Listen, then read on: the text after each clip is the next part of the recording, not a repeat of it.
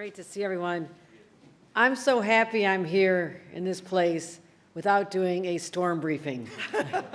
Usually I'm here, the snow is swirling, the trucks are out, we're talking about some major storm, and not that it may not happen later this year, but this is really nice to be back here, and I want to thank our commissioner.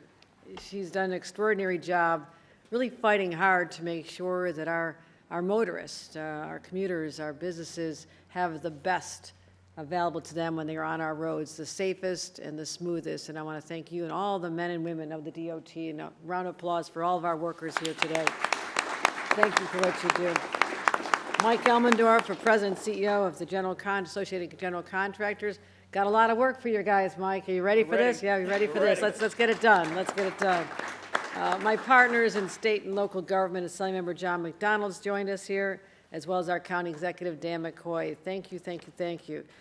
Speaking of those two Irish-sounding names that inspire me to say this, there's a classic Irish saying, may the road rise to meet you, right?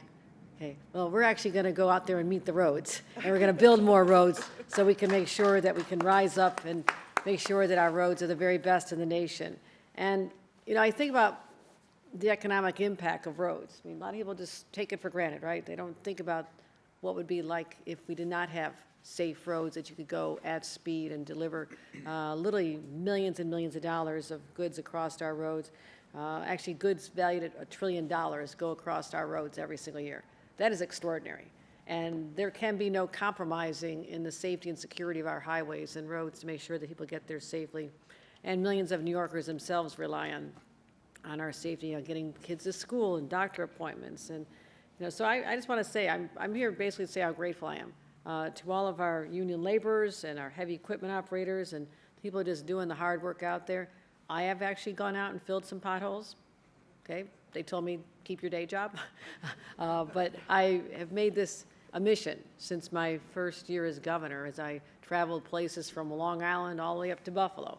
And I was on a phone call with one of our assembly members talking to her, and she said, I said, where are you? She says, I'm sitting in a car repair shop because I hit a pothole on Long Island, and I have $500 worth of damage, and I'm real unhappy. I said, okay, we're going to do potholes on Long Island all the way across the state. So we have.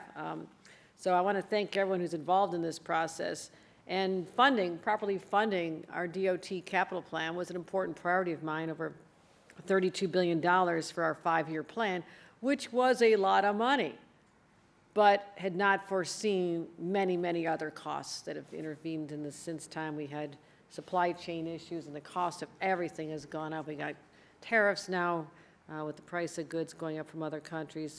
So this year, even though that was the largest capital investment in our entire state history, we realized more was needed. And that's why this year we funded an additional $800 million to cover the cost of asphalt and concrete and steel. So our core highway and bridge construction projects can remain on track and make sure our momentum continues. So what's this going to get us? This additional funding will facilitate 180 additional road paving projects statewide on top of the ones that were already ambitious, totaling over 2,150 miles of repaving. So let's take care of those roads. And this is on top of our pave our potholes. I had a slogan, but no one thought it was very good. We want, instead of potholes, we want not holes. But no one didn't really catch on. Okay, I'm trying. Potholes, not holes. But our pave our potholes and our Bridge New York programs are going to be fully funded and make sure that we can protect our roads and bridges from Long Island to Rochester and beyond. So also, taken together, we're looking at 4,000 miles of paving work to be completed in the next year. Are you guys ready for this? 4,000 miles. That's a lot of miles, and it's important. And this is, as I mentioned, the most ambitious resurfacing project in the history of our state. More roads ever paved in a single year since the beginning of our state. So this is celebrating this. Let's make sure that we have a chance to continue to expand our state's infrastructure programs. I believe in them. I think they're important. This is the lifeline, especially as we think about all the roads. And we have a lot of rural areas. We have a lot of bad weather. And the salt and the ice just really take a beating on our roads. And we know the impacts of that as someone from Buffalo who was always seeing potholes on our roads. So I want to talk about the fact that we also have to do this because we're bringing a lot of businesses, particularly upstate. A lot more businesses, a lot of construction going on. We got Micron down the road. We have so many projects everywhere. And so we have to make sure that our roads are safe and reliable. So I want to make sure that I'm just here to celebrate this. I like a good celebration.